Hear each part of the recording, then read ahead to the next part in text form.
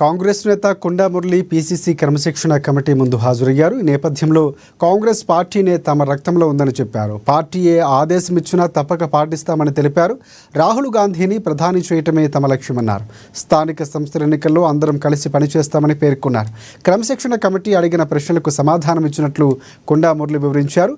అయితే తానిచ్చిన సమాధానాలకు కమిటీ సంతృప్తి చెందిందని కూడా వివరించారు. వాళ్ళందరూ కూడా డిస్కస్ చేసుకున్నారు. చాలా రోజులు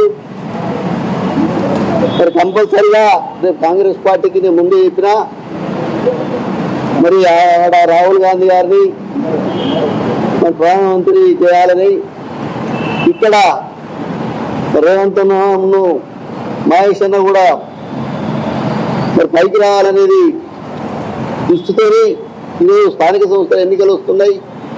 మరి ఎన్నికల్లో కూడా కలిసి పనిచేసే కార్యక్రమంలో భాగంగా అన్న చెప్పడం జరిగింది. అన్న ఆదేశాన్ని కంపల్సరీగా పాటిస్తాం. ఎందుకంటే డిసిప్లిన్ కమిటీ అన్నారు. మరి దానికి మేము సమానం కూడా చెప్పడం జరిగింది. వారు సాటిస్ఫై అయింది.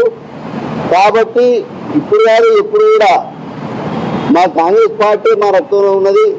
కాబట్టి ఎందులో ఉండలేము, కాంగ్రెస్ పార్టీని అయితే నేను ఉంటాము. కాబట్టి ఈ పార్టీకి రావడం జరిగింది.